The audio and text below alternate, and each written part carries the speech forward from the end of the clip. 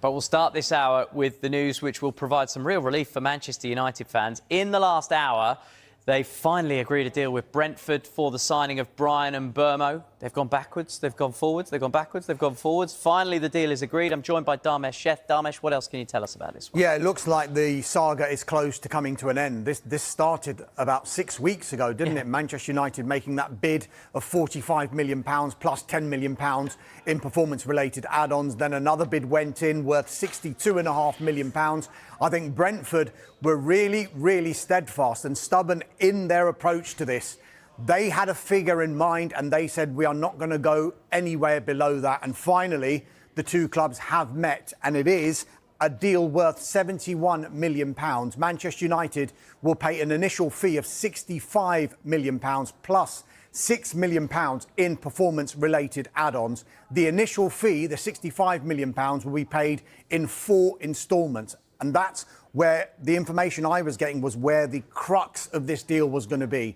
Manchester United weren't too far away on the overall fee. It was always going to come down to the structure that would suit both Brentford and Manchester United. Because if it had been in like 3 instalments, that probably wouldn't have worked for United on the one hand. But with it being 4 instalments now, they get to spread that cost over 4 periods as opposed to just 3 instalments. So the deal is now agreed. We expect Bryan Mbeumo to have a medical in the coming days, and there is a growing optimism that he will be part of Manchester United's squad for their pre-season tour of the United States, and they take off for that tour on Tuesday.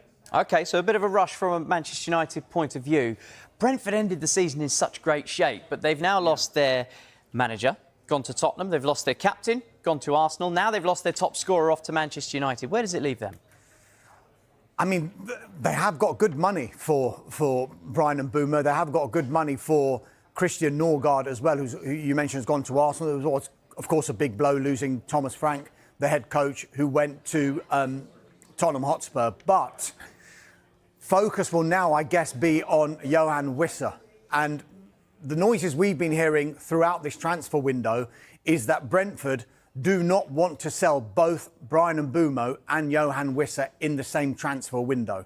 Now, we do know that alongside the interest in Bryan Mbeumo from Manchester United, there has been big interest in Johan Wissa, not least from Newcastle United, because they've turned their attention to Wissa following the news that Liverpool are pursuing a deal for Hugo Ekitike.